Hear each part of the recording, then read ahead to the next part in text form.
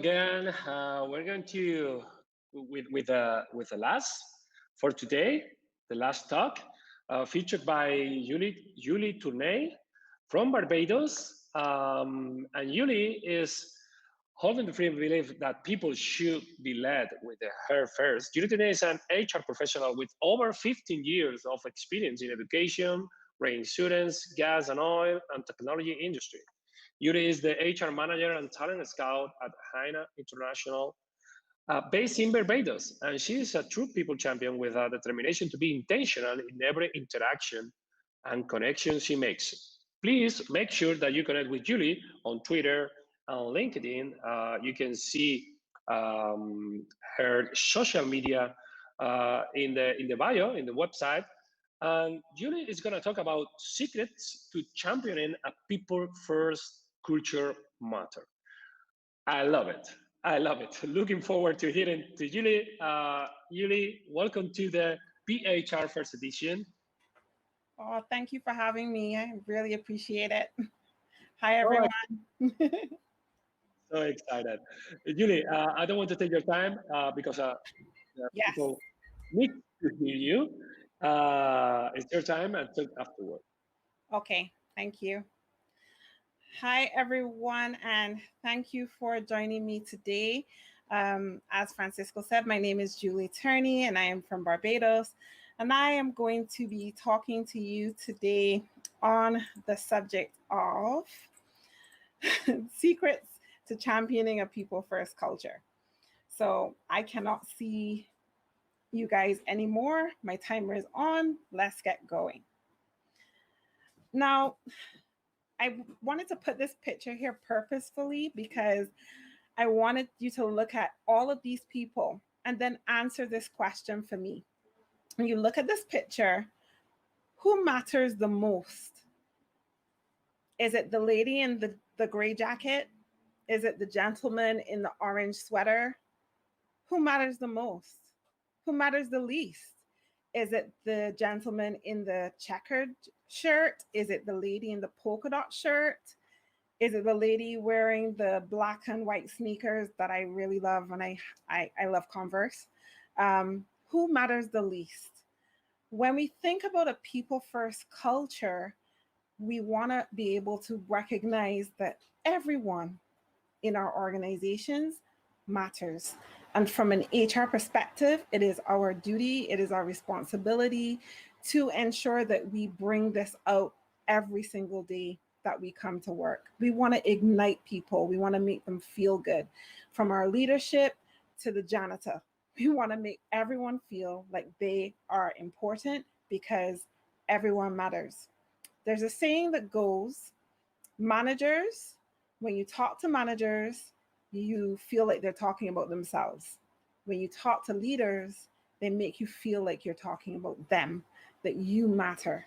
And so we're able to establish that difference between leadership and management and why it is important for us to create people-first cultures in organizations. So how do we define a people-first culture? And I'm hoping that as we go through this presentation, you'll be able to recognize that I'm using different people in every single shot because I want you to see the interactions that are happening. They all mean something, and they're all going to help us to appreciate why a people-first culture matters. And essentially, we want to make people understand our mission, our values, our strategic objectives for the organization, and where we're going. We want to get everyone aligned. In order to do that, we have to be able to transmit and communicate these messages in such a way that people feel like we really are involving them, that they matter. And that is the essence of a people-first culture. From the moment we hire someone, we onboard them and we get them through the organization, every advancement that they make and they develop and grow, that they feel like they belong.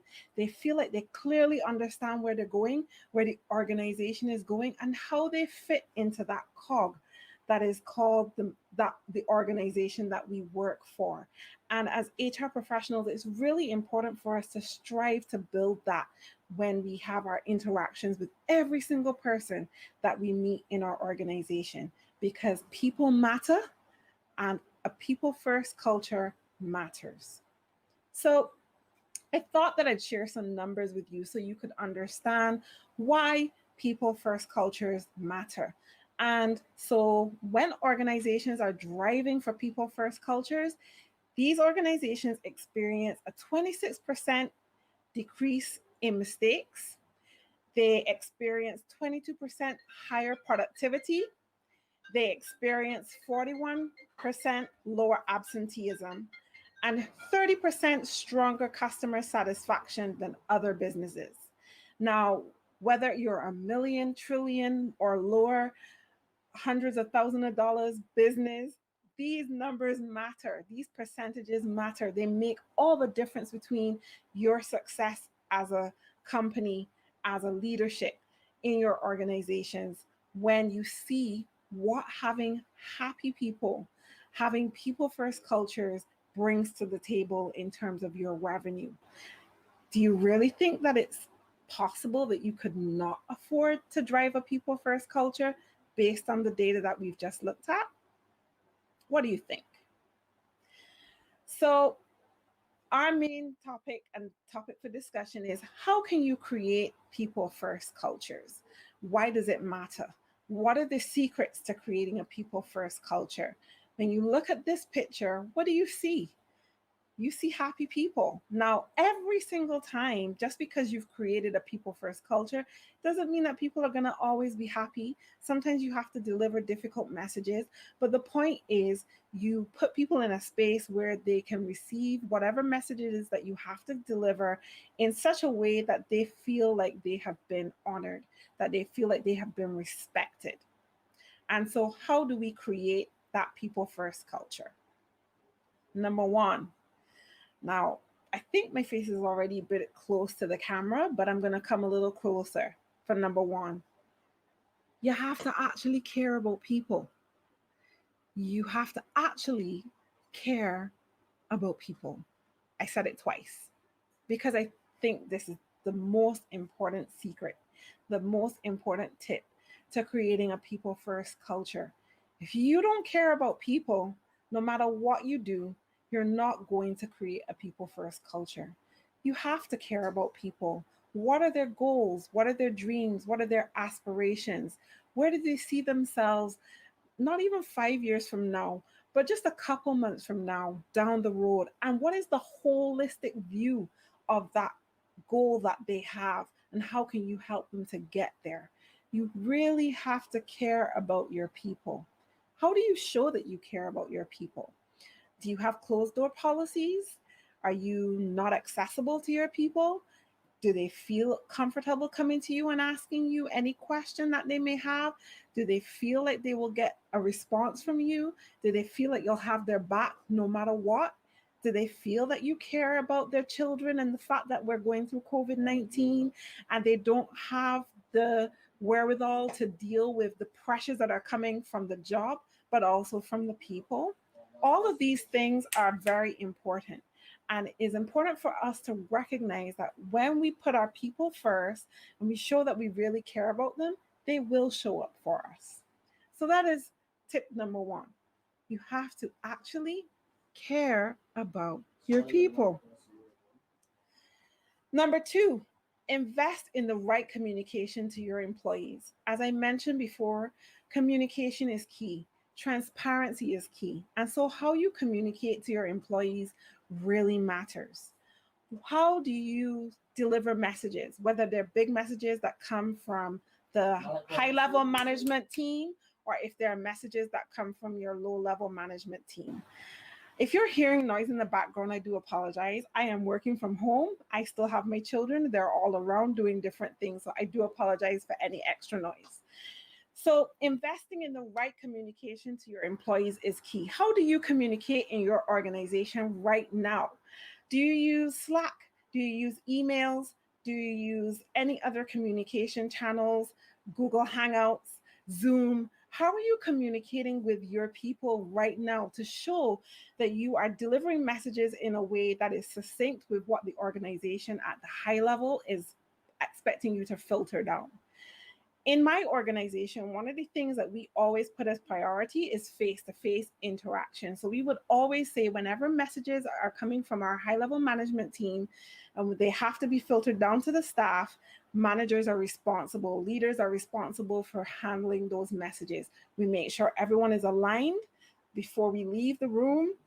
And when those messages are being delivered to our employees, everyone is saying the same thing. The song goes one band, one sound. So we want to make sure that all of our managers, all of our leaders are on the same level of understanding and they're aligned in that messaging so that when it goes out to their teams, everyone has heard the same thing. And then after that, we would send an email. So by the time the staff get the email, they already are fully aware. So they're reading the email and they're like, oh, well, I already know that because my manager told me that already. But it's good to see it in writing. It increases the level of trust because they know that you are saying the same thing that is coming out in that email. You've delivered that message already and you have put it in a way that they can readily accept it. And so communication is key. Where you don't have the opportunity to have that face-to-face interaction, then look to other electronic ways of communicating with your team, using Zoom, using Google Hangouts, using Microsoft Teams, for those of you who love it, but I do have my issues with Microsoft Teams. And also using regular communications like Slack. I love Slack. I love Slack because it's a quick and easy way to communicate with your people if you're not all in the same space. You can create groups, you can create polls, you can get quick pulse checks. All of these lead to ways of creating transparency within your organization and giving a clear flow of communication through your organization. And that's what you want to achieve. How are we feeling about this information so far? Let me know in the comments what you guys are saying. Now, here's number 3. Ask for feedback. Did I say that right? I think I said it right. Let me double check. Okay. Ask for real feedback. Real feedback is key. You know, there's that analogy that you have where the girlfriend asks the boyfriend, does my butt look tight in these jeans? And he goes back and he says no. But if he gave real feedback and he really felt like, yes, your butt is tight in those jeans, and he said that, how would the girlfriend feel? For the most part, pretty upset, right?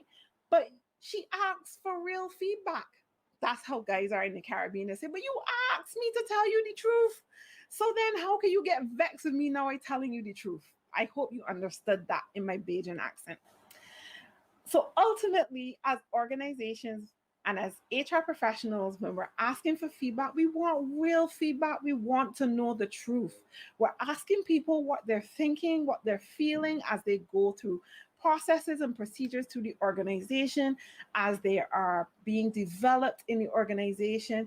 There are so many questions that come into play, but we need that feedback in order for us to be able to create that people first culture. We want people to understand and recognize that we really do care about their feedback. And then while it is real, while it may be painful, let's take it in stride. The feedback that we've asked for is so that we can help progress the organization, so that we could do better. And we can't do that if our people lie to us, if they don't tell us the truth. So when we're asking for that feedback, we need to make sure that we're asking for real feedback, honest feedback, and that we take it in stride and we use it effectively to develop and grow our organizations. Now, number 4 is really important. They're all important, but I love number 4 because this speaks to everything that I spoke about before. Consider the entire employee experience. Now, remember before I mentioned employee experience starts from the recruitment process.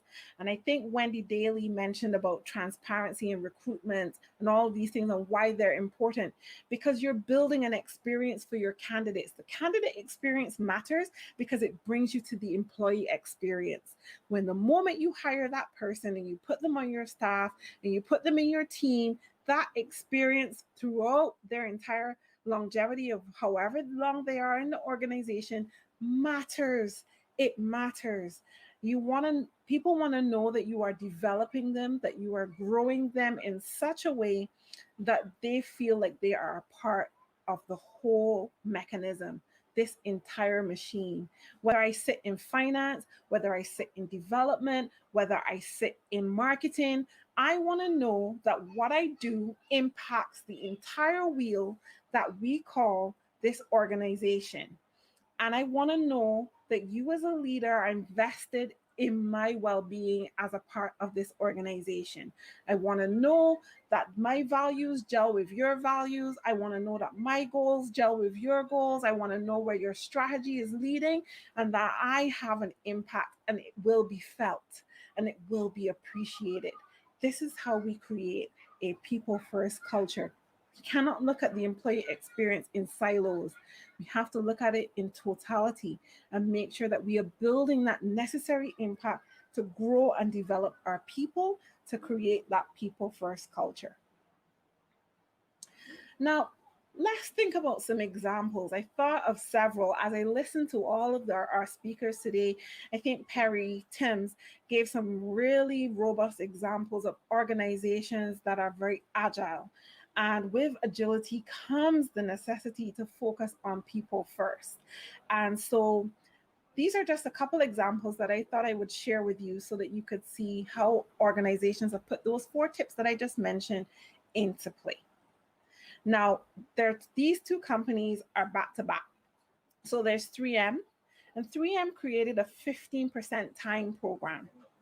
And then there's also Google, and they have a 20% time program. Now, I put these 2 together because what they have decided to do is give their employees paid time to chase the rainbow, to follow their dreams, to create and innovate and come up with amazing products and services that ultimately benefit their customers. And they did it without thinking about how it was going to impact anything else other than the employees' ability to feel like they belong, to feel like their ideas and their ability to create really matters.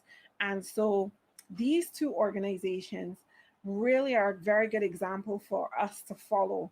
When you think about your own organization and think about how you can create moments that matter, that allow your people to create and innovate, and how you would implement that. And look at these 2 models and see if they can help you. The next one is HP's Labs. So they also have a creative time that allows their employees to do the same thing. And I thought the 3 of these together in terms of chasing the rainbow and why it matters to creating that people first culture are really key. Now, while these are tech companies, it doesn't mean you can't apply it to any other company that you are in or that you are working with. We all have end users at some point. And what we need to think about is how we can engage the customer and give the customer the highest value in the shortest space of time. For us as HR professionals, we do that when we look at everybody in our organization, because we not only work with people in our organization, but we work for every person in our organization. Agility is key to creating a people first culture.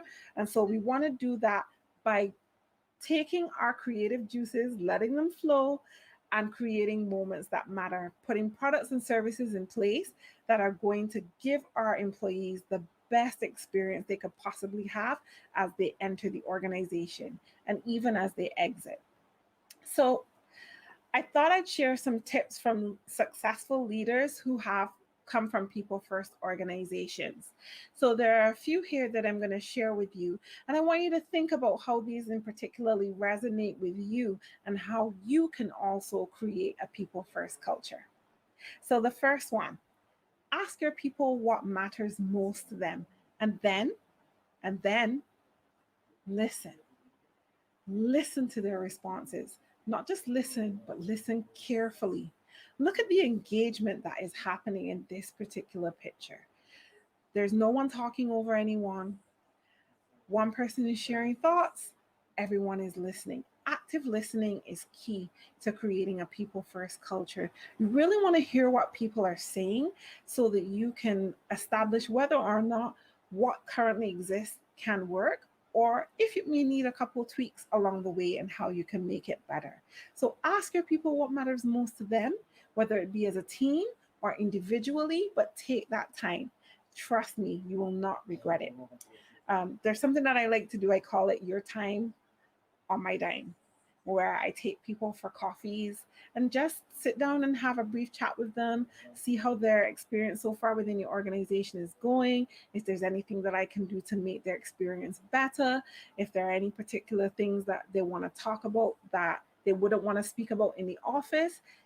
Having a coffee just across from the beach lightens the mood, makes people feel a lot more comfortable with saying what they have to say. So everything doesn't have to be done within the office. If your people really matter, you'll take the time to spend the necessary time with them and help them to develop and grow. Next thing we want to do is remove obstacles that prevent them from doing a better job. So we all have projects, we all have tasks that we want to work on. And every time we are working on our tasks, we want to know that any blockers that are in our way, we do our best to remove them. A leader who removes blockers, who removes impediments that are in the way of their people, is a people first champion. So you may be working on a particular project and you recognize that, oh, I can't get any further because I have a block from finance, or I can't get any further because I have a block from marketing. And you go, hi, leader, this is my situation, can't get any further. This is why, can you help me? And your leader goes, of course, no problem. I got you. How does that make you feel in that particular moment? Do you not feel a sense of satisfaction knowing that you have a leader that has your back no matter what? I'm sure that you do. And so it's important for us to recognize the importance of removing obstacles that prevent our team members from carrying out their job and from them being great. We want our people to succeed. We want them to be great at what they do. In order for that to happen, whenever there's a blocker, they need to know we will run defense and move it. We also want to be open to different perspectives that stem from diverse backgrounds. And I think another one of our speakers touched on this earlier today, the importance of diversity and inclusion, and understanding that when you have diverse backgrounds, diverse cultures in your team, every perspective matters in your organization. Every perspective matters.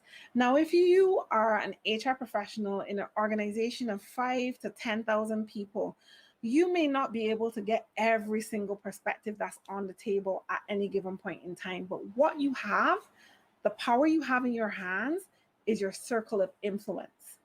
And that is the immediate people that you can work with, whether it be the leaders from various teams, your CEO, whoever it is, the people that are in your immediate circle of influence. You can coach them to understand what, taking into consideration the opinions of every employee, no matter their background, no matter their diversity, no matter their ethnicity, no matter what, that every perspective counts. Every perspective leads to better understanding of who are the people that are in your neighborhood, as in your organization. And every time you interact with these people, you are able to get a better understanding of who they are, where they come from. You are creating a people first culture. And next, supporting flexible schedules to help employees deal with childcare, elder care, and other personal responsibilities. And we know in this COVID season, in these very VUCA times, it is very important for us, all the more so, to show up for our people. As I said to you, I'm working from home today with 3 children, all teenagers, very noisy, doing their own thing. I have one son over here, one son and one daughter over there, and they're all doing their thing. They're trying to keep quiet, but this is my life on a day-to-day basis. I give virtual talks. My children, I ask them to keep as quiet as they can. They do the best that they can. It's not the easiest situation because they have a voice, and their voice matters too. And so when we're looking at our people and their current situations, and we really taking into consideration their situations and what they're going through and why it matters, we really need to be doing that. And if we're not, we need to do better. So I thought in this picture, you can get a clear sense of some of the things that you are happening within your workplace with your employees. You have mom working from her laptop with baby in knee, and that's something that's very real. I'm sure that a lot of you can resonate with that picture. And then you see in the picture below the lady looking after her elderly mother. And I've heard so many employees all across Barbados, as I interact with people, all say to me, their employer doesn't care that their mother is ill and they have to take their mother for a checkup or their father for a checkup. But the truth of the matter is, we need to take care of our elder ones. As I recognize my mother getting older, with my father passing away, and I really recognize the importance of having that support there within the organization as I was going through those things. 5 years ago, my husband had a heart attack, and the support that I had, the support system that I had at that time was very important. And these are all part of the employee experience, because we're living life in total. We don't, it's difficult to step out of our home and separate what is happening in that particular moment in our home space from what is happening in our workspace. And I know there's a book called Bring Your Human to Work, and it really is talking about, stop asking your people to separate themselves in 3 and 4 different pieces. They can't do that. You need to know that you're able to bring your entire human to work and do your job to the best of your ability, despite all of these things that are happening in your life. You need to know that there's flexibility. You need to know there's flexibility. But you also need to give people the opportunity to de-stress, to step away for a moment. And one of the things that I've been watching is how organizations are responding to this return to work, and what does work look like. And people talking about new normal and better normal and normal and all kind of normals. And at the end of the day, what we really want to create is something better than what we experienced before. We know now that working from home is possible with the right equipment and tools. People can work from home. We also know that it is important to recognize that people need downtime. So what I love is Perry, who was our first speaker this morning, he has given his entire staff Wednesdays. They don't work on Wednesdays. They call it Wellness Wednesdays, where they double down and they just focus on themselves on Wednesdays. And I think that that's a really great idea. In my organization, we finish work at 1 o'clock on Fridays so that we can start our weekend early. And these are all ways that you can show that you are putting your people first. You want to be flexible as possible, recognizing that when you give that flexibility and that transparency, trust can be built, and people will do their jobs because you've given them that flexibility. All the talks today have really come in together and helped us to appreciate the importance of putting our people first. And when we do that, we get great results, as we mentioned in the stats earlier. Lastly, we want to simplify accountability. Sometimes I think we overthink accountability. If you have a team and you are working with your people, you know the objectives and the responsibilities that you have to fulfill on a day-to-day basis or in a particular project. Why do you need to tell your people how to do it, when to do it? No. If one thing we've learned from COVID-19 is that we've had to trust our people as they work from home. Micromanagement doesn't work. I've heard the horror stories of people telling people leave their cameras on all day long so that they can see what they're doing. Not a people first culture. Not a people first culture at all. But when we say to our people, listen, just tell me what's happening today. What are your plans for today? Is there anything that's blocking you from getting in the way and being successful and being great in what you want to achieve? Let me see if I can help you remove those blockers. But outside of that, the how they do it, when they do it, shouldn't matter. If we're creating a people first culture, we want to simplify that accountability. We really want people to understand what we require of them and let them do their job. That's what we're paying them to do. So let's treat people like people and let them do what we've hired them to do, where we've created this experience from the candidate experience to the full employee experience. Let's let people be great. And I thought I would share because I am now learning very much how to navigate myself through the Twitterverse. Some comments from people that I saw on Twitter, business owners, employees, talking about that people experience and why it matters to them.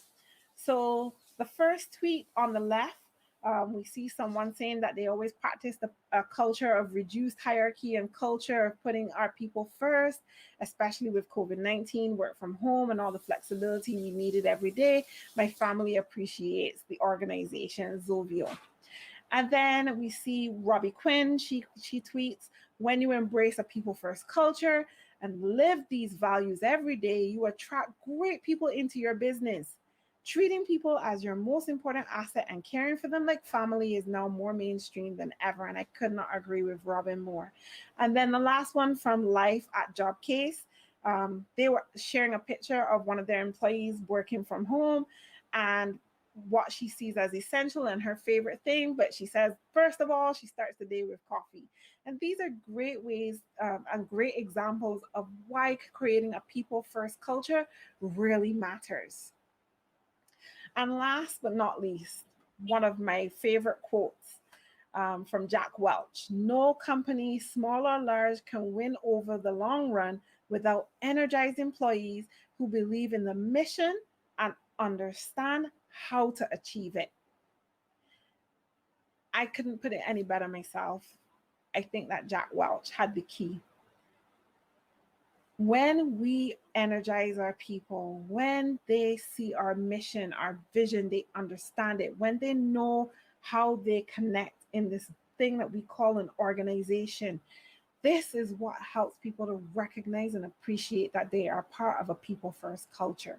When you have leaders that care about your people and want to see them grow and develop themselves, and it's not about them, and they put the necessary strategies in place to help their people grow and develop, that is a people first culture. When your leaders care about mommy with 3 kids, or Mark with a aging and elderly infirmed parent, when they care about your time and your personal space and your need for self-care, all of this enhances and creates what we call a people first culture.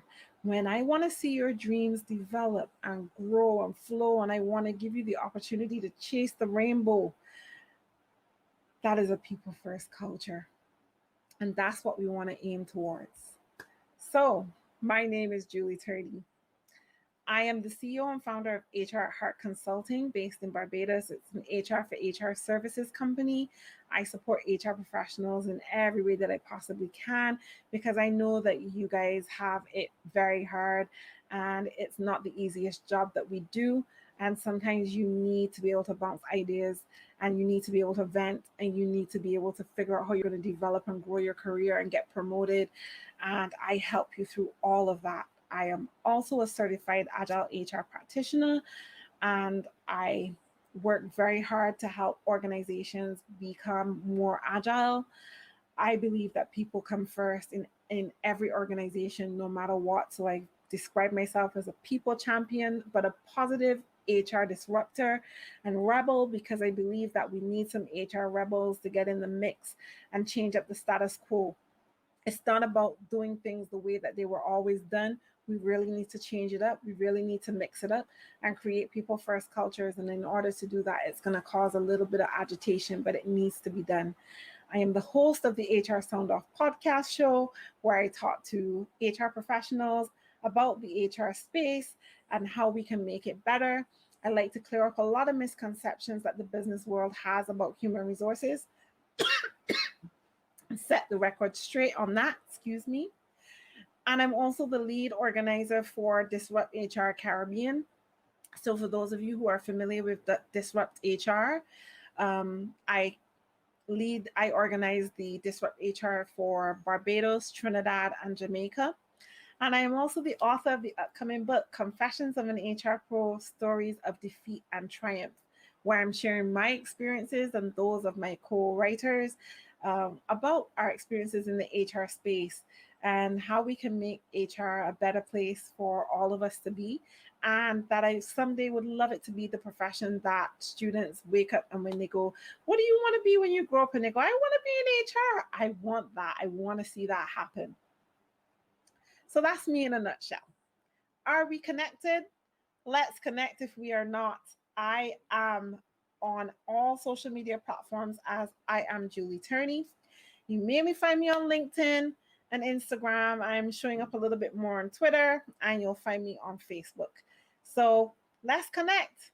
Let's have a conversation about creating people first cultures. Let me know your thoughts. And I look forward to interacting with you in the question and answer segment. And that's it for me. I think I finished with just about 5 minutes to spare for the end of my presentation, Francisco. But I am done. I'm going to stop sharing my screen. Wow. Wow, Yuri, you literally put a smile on my face. My gosh, what a wonderful ending for this day. Much appreciated. I think your talk should be teach on high school, on universities, even many HR pros should watch your talk because I have many notes here. I don't know where to start because one thing is to understand what means putting people first in your organization, in your coaching, and another different thing is to do that. Yes. Yeah. And I'm listening to you. I was aware that you really put your people first, Mm-hmm. and that is awesome. Thank you for your powerful message. No apologize for your kids around you. They're The everywhere. noise. No apologize are needed. Because we are talking about flexibility. We are talking about authenticity. I love your talk. We have some questions. Sure. I have no words. Sorry, because It's okay. It's okay. I have some questions. Julie, regarding the figures about the benefits of people first cultures for organizations, how do you identify organizations that drive people first experience? Talking about B2 people, where are the figures from? Mm-hmm. So I think you're talking about the stats that I shared in the beginning. Is that right? Okay, so those figures come from Gallup. Gallup. Yes, so I'm a Gallup girl. So I got a lot of those figures from Gallup survey, and also there was a Forbes article that gave some of these statistics as well. So yeah, that's where I get those figures from. I think they may have changed just a little bit over the last couple of years. So I think I pulled those figures from 2018, 2019, something like that. Cool. Julie, one more. If you should pick one particular behavior, talking about people first culture, would it be? Because you talked about active listening. Yeah. You talk about flexibility and many things. Yeah. For you, what is the most critical? I think leading with empathy is the most critical for me. So when I think about a people first culture, I'm looking at a leader or leaders, an organization that really shows empathy towards its people. And that comes not just with the active listening, but you're actually able to put yourself in your people's shoes, recognize their situation, and be able to build or be flexible according to their situation. A lot of times as HR professionals, we want to hide behind the policies, the legislations that our country has, but it's more than that. And it's about leading with heart. So I would say for me, it would definitely be empathy.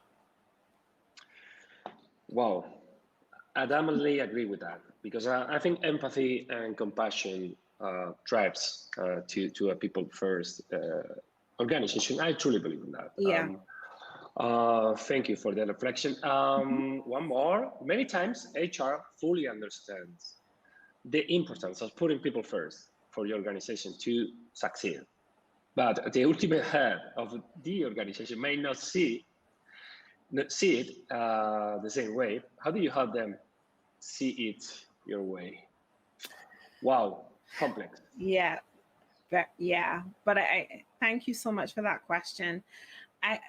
I would say you use the numbers. So for us as HR professionals, it's all about the data and how we interpret that data. And I think one of our speakers earlier talked about that, understanding the business and talking the language. And sometimes the business only hears data.